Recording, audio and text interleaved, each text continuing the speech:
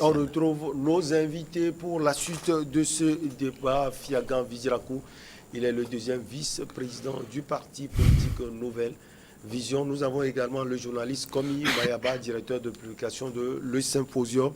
Le déploiement de mercenaires russes est en cours au Mali, selon des partenaires occidentaux de Bamako, qui ont dénoncé jeudi dans un communiqué commun l'arrivée du groupe Wagner pour appuyer les forces armées maliennes. Le Mali dément complètement ces propos. Fiaga Vizirakou, on va encore parler de Wagner. Est-ce que selon vous, Wagner est arrivé au Mali? Non, moi je ne peux pas le savoir, je ne peux pas le certifier non plus. Une chose est sûre, c'est les faits. L'Union européenne a dénoncé. Les 16 pays, je crois, ont signé le communiqué. Voilà. Ils ont dénoncé l'arrivée de Wagner et ses exactions de griffes. Parce qu'ils ont dit que voilà, que Wagner est arrivé et a formé de petits groupes qui pourraient enflammer le terrain, enflammer la situation et qui pourraient faire continuer la violence, faire monter la violence beaucoup plus dans ces pays. Donc ils sont même allés jusqu'à sanctionner le groupe Wagner, le groupe privé donc russe Wagner. Mais le Mali a démenti. Le Mali a dit non, Wagner n'est pas chez nous. Nous avons des formateurs russes, c'est vrai, mais ils n'ont pas donné de détails. Nous avons des formateurs russes qui aident nos militaires, qui les forment, mais ça s'arrête là. Mais c'est dans le cadre, ils ont dit que c'est dans le cadre d'une coopération avec la Russie. Donc, le gouvernement malien, peu importe, si le gouvernement malien signe un accord avec la Russie et la Russie décide pour envoyer les éléments qui doivent former ses militaires, envoie les gens du groupe Wagner pour former les militaires maliens. Mais ce serait le choix du gouvernement russe. Moi, je ne sais pas, écoutez, c'est une question de... C'est un rapport de force ce qui se passe. Oui. Officiel même. N'a jusqu'alors pas accepté qu'il y a Wagner. C'est ça le problème aujourd'hui. C'est les Africains qui veulent... On appelle ça une cantate politique, ce qui est en train de passer. En anglais, on dit cantate, c'est une cantate politique, ce qui se passe au Mali actuellement avec cette histoire de Wagner. Nous tous, enfin, eux tous, ils savent ce qui se passe. Groupe Wagner ou pas, groupe Wagner est installé déjà dans ces pays dont on parle. La Russie le sait, puisque le groupe Wagner est dirigé par quelqu'un qui est un proche de Poutine. Nous savons ça aussi. On sait comment le groupe Wagner est né. On a lu les documents. Ce n'est pas une fuite de responsabilité peut-être de la part de la Russie? Oui. Non, mais entre la Russie et les pays occidentaux, il y a toujours eu ce ping-pong là avec des fuites de responsabilité ici et là, des mensonges ici et là. La guerre froide, on est tous au courant de ce qui s'est passé. Donc, c'est d'abord ceux-là qui ont dénoncé la présence russe au Mali, c'est les États-Unis, plus la France d'abord, l'Allemagne ensuite. C'est les pays qui ont commencé, avant que les petits pays entre griffes n'interviennent, la Belgique, République tchèque, tout ça là n'interviennent. Oui, bien sûr. Les trois là, les États-Unis, la France et l'Allemagne. La Grande-Bretagne et autres sont entrés après, mais écoutez, c'est ces pays-là qui sont dérangés essentiellement par la présence russe. Nous le savons tous. Mais la Chine n'est pas entrée dans cette histoire, mais bientôt vous allez entendre que la Chine aussi va parler, parce que la Chine a pour allier la Russie. Donc la Chine aussi parlera dans les jours à venir pour dire, bon, laissez libre cours, parce que la Chine ne s'intéresse pas trop à ces détails très souvent, parce que c'est pour des raisons commerciales. Elle veut gouverner toute l'Afrique sur le plan commercial. Nous le savons. Elle le fait presque même déjà. Nous le savons. Les États-Unis veulent revenir s'implanter. Ça aussi, nous le savons. La France est en train de perdre la main. Ça aussi, nous le savons. Donc, il y a beaucoup d'enjeux à ce niveau. C'est des enjeux de beaucoup de milliards qui font que c'est... Mais imaginez combien... Nous avons déjà dit ça sur le plateau. La France dépasse des milliards d'euros au Mali au nom de la lutte contre le terrorisme. Mais vous gagnez quoi? Le Mali a près de 6000 km quand même de Paris, non? Mais c'est pour gagner quoi? C'est pour gagner quoi? Qu'est-ce que la France gagne? Et on ne nous dit pas, et la France tient au Mali comme si c'était moi qui tenais un œuf dans mes mains en évitant que ça tombe. Non, la situation, nous le savons tous, mon frère. Il n'y a rien d'étrange dans cette histoire. La France, l'Allemagne et les États-Unis sont fâchés de la présence russe là-bas. Maintenant, le Mali aussi va continuer à nier. Et puis le Premier ministre malien a même défié les 16 pays en disant apportez-nous les preuves. Nous demandons des enquêtes, comment il a dit, indépendantes, oui, pour qu'on nous apporte les preuves que nous avons vraiment Wagner chez nous. Mais attends, pour aller chercher les preuves, qui ira chercher les preuves dans un territoire qui est un territoire indépendant, un territoire souverain? Le Mali est un pays souverain. Et on dit, allez, venez chez nous chercher les preuves. Vous y croyez vraiment? Comme Mayaba, bon, on en discute chaque jour. Oui, on en parle là. Vous savez, ce bling-bling... groupe Wagner, tout ça là, nous savons d'où est né cela. Vous savez aujourd'hui. Derrière lui, il y a la France. comme bon, Fiaga l'a dit. Il n'y a pas de question. Il n'y a pas même de question à poser dans ça. Vous savez même qu'au niveau de l'UE aujourd'hui, qui a la tête de l'UE? C'est la France. C'est Macron qui est le président de l'UE actuellement, à ce que je sache. Aujourd'hui, tout le monde sait d'où est né ce feuilleton. Mais ce que nous demandons, qui se plaint? Est-ce que c'est le Mali qui est en train de se plaindre de la présence, comme il appelle, du groupe mercenaire russe? Je ne comprends pas. Si même je suis un pays indépendant, que je fasse venir une force, qu'elle soit mercenaire ou quoi, où est le problème qui importe ou qui préoccupe les Nations Unies ou peut-être l'Union européenne par rapport à cette présence-là? La France avait déjà dit qu'elle veut partir, elle peut partir si le groupe Wagner. Le seul problème, c'est que la France nous sort toutes les accusations que nous, on a formulées durant des années contre elle-même. Aujourd'hui, le communiqué là nous sort ces accusations contre le gouvernement. Pillage des ressources en Afrique, perpétration de la violence, c'est des accusations que nous, les Africains, nous avions toujours portées par rapport à la France. Je disais tantôt qu'aujourd'hui, même ce qui est en train de se passer au Mali, tout le monde sait que c'est un gâteau où l'Union européenne, même c'est pas toute l'Union européenne, c'est-à-dire que c'est quelques têtes seulement, quand on voit la France, les États-Unis, l'Allemagne, qui se mettent ensemble pour peut-être défier la Russie. Mais ce qui est un peu paradoxal dans ce que nous sommes en train de dire, c'est le silence, le mythisme de la Russie par rapport. La Russie ne dit rien par rapport à cette situation. La Russie se tait. Qu'on qualifie même de les forces Wagner de mercenaires, la Russie ne dit rien. Bon, actuellement, ce silence-là inquiète, à mon avis, ça inquiète. Est-ce que ça ne joue pas trouble fin par rapport à l'action de la Russie dans les pays africains, dans la plupart des pays africains? Nous avons vu ce dont on accusait le groupe Wagner quand ce groupe-là était, je crois, en Centrafrique. Non, c'est en Centrafrique ou Tchad. Non, c'est en Centrafrique.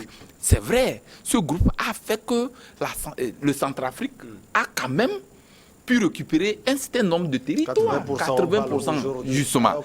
Quoi qu'on dise, c'est des résultats pas possibles. On ne peut pas quand même le dire. Mais aujourd'hui, que le Mali ait cherché une force quelconque qu'on qualifie de mercenaires et qui ait des résultats, qu'est-ce qui est important? Aujourd'hui, c'est comme, comment l'appelle-t-on, aller trouver un sauveur. Parce que le Mali n'attend que quelqu'un qui puisse pour sauver, puisque depuis que la France est au Mali, on n'a pas encore trouvé des résultats par rapport à son intervention dans ce pays. Donc maintenant, pourquoi est-ce que tant de tentacules autour de la présence de forces russes au Mali? C'est la question qu'on est en train de se poser. Mais pour terminer, pour dire qu'aujourd'hui, le Mali est un pays indépendant, un pays souverain, et doit prendre ses responsabilités, que ce n'est pas l'Union européenne qui viendrait dicter le peuple malien de la voie à suivre pour trouver. Moi, j'ai dit même que nos problèmes africains, c'est nous-mêmes les Africains. Il faut que nous-mêmes, nous prenions nos responsabilités. Et avant que quelqu'un ne vienne faire son diktat derrière nous, c'est parce que quand vous êtes responsable, même si un dictateur vient, il saura comment il faut poser le pas pour que vous ne soyez pas envalisés. Fiaga Vizirakou, on a aussi l'impression que ce sont les différends entre la Russie et l'Union européenne. Oui, c'est la puissance. Qui sont joués sur... Et ce ne serait pas la première fois. Africain. Et ce ne serait pas la première fois. C'est depuis 1884, si j'ai bonne mémoire, que ça a commencé chez nous ici. Le partage de l'Afrique. Oui, depuis le partage de l'Afrique à la conférence avec Bismarck. Ouais, Bismarck. Donc ça a commencé là. C'est que pour nous, pour pouvoir mieux nous partager, mieux nous diriger, ils se font une petite guerre entre ça. Ça a toujours été ça. Nous avons toujours été ce gâteau qu'on partage. Mais comme je voulais le dire tantôt, il a même commencé. Tout ce que nous racontons ici, vous m'excusez le terme, mais c'est des blablabla. La vraie question qu'il faut se poser, c'est où est l'intérêt du peuple malien? Est-ce que le peuple malien veut avoir le Wagner chez eux? Parce que c'est le peuple malien seul. Pour voir le peuple, c'est quoi? Parce qu'il n'y a même pas élection au Mali. Oui, je sais. Non, pas de la sécurisation. Oui, je sais. Mais c'est le peuple malien. Les élections. Il doit demander l'avis du peuple. Donc c'est le peuple malien. Mais là encore, il faut attention. Nous savons que les puissances étrangères parfois influent sur les élections chez nous. Alors, il faut demander l'avis du peuple. C'est au peuple malien seul. Parce que c'est le peuple malien seul qui sera témoin vis-à-vis de l'histoire de ce qui se passe aujourd'hui dans ce pays. Les Maliens aujourd'hui raconteront à leurs enfants les décisions qu'ils ont prises par rapport à cette histoire aujourd'hui. Et donc, il ne faut pas que nous, ici, ou même la France, ou l'Angleterre, ou les États-Unis, la Russie, pensent seulement qu'à eux. Et il faut que les dirigeants maliens sachent qu'ils seront témoins de cette histoire-là un jour. Il est important que le peuple malien décide. Parce qu'il faut voir où est l'intérêt du peuple. Est-ce que le peuple malien a intérêt à ce que Wagner soit là aujourd'hui? Le peuple malien a intérêt à ce qu'une force, même appelée Omega, vienne s'installer sur son territoire pour faire quoi que ce soit. Donc c'est au peuple malien de donner son avis et non pas à cette puissance étrangère. Vous vous réunissez chez vous en Europe, vous prenez des sanctions contre un groupe qui est en Afrique ici, alors que nous, Africains, c'est à nous de décider. Il est temps que nous décidions. Et puis même pour pouvoir...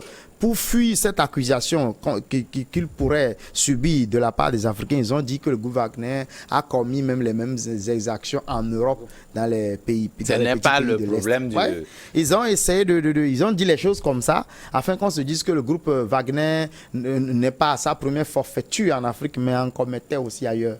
C'est organiser tout ça. C'est le peuple malien, le peuple souverain du Mali qui doit décider. Alors que les militaires au pouvoir, Goïta et ses frères, trouve un moyen vite pour légaliser la situation, d'abord la situation du pouvoir, sinon bientôt on aura une crise de pouvoir, et ensuite maintenant pour éviter la crise sociopolitique dans le pays, en donnant rapidement le pouvoir au peuple souverain du Mali pour pouvoir décider par rapport à toutes ces questions-là qui ne sont que des questions qui attendent. Et comme Imayaba, à part cela, on a aussi l'impression que les autorités maliennes ne jouent pas franc jeu. Hein. Il faut dire la vérité à l'Union européenne. Nous coupons avec vous, nous allons traiter avec le groupe Wagner. C'est pas si facile. C'est vrai que c'est pas facile, c'est une question politique. Non. On a l'impression que même Michel, l'autorité...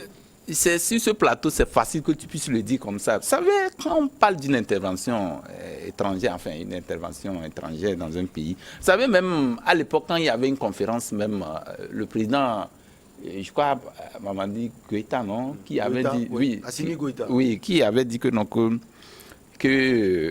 je crois que oui, que ils ont été lâchés, je crois. Non, c'est le Premier ministre. Le Premier ministre Choguel, voilà, qui avait dit que donc, voilà, c'est vous voyez ce langage, la duplicité de ce langage, c'est-à-dire que à un moment donné, et les Maliens. C'est-à-dire que le Malien dans son ensemble dit non qu'il y a la force française. Les forces françaises ne foutent rien. Et qu'en principe, comme il a dit, en principe, c'est le peuple malien qui décide de la présence de n'importe quelle force sur son territoire. Maintenant, quand vous ne le dites pas et vous vous rendez à un sommet et vous dites non qu'on vous a lâché, cela voudrait dire que cela dément par rapport au fait qu'on dise que non, que c'est la France qui est venue d'elle-même. Non, ça veut dire que c'est le peuple malien qui a demandé la présence de la force française. Aujourd'hui, ça veut dire que ce n'est pas, même si la France veut partir, ce n'est pas le Mali qui demande le départ de la France. Ça veut dire que c'est la France qui est en train de les lâcher. Je parlais de la duplicité du langage. C'est-à-dire que cela voudrait dire aujourd'hui ouvertement l'autorité ou les autorités maliennes ne veulent pas quand même donner cette... comment l'appelle-t-on?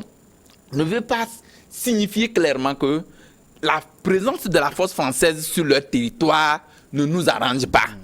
Et qu'est-ce qui est lié derrière? Parce que je le disais à une des émissions ici, je l'ai dit. J'ai dit qu'aujourd'hui, les accords qui se signent par rapport à l'intervention de ces forces étrangères dans les pays, c'est entre les chefs d'État.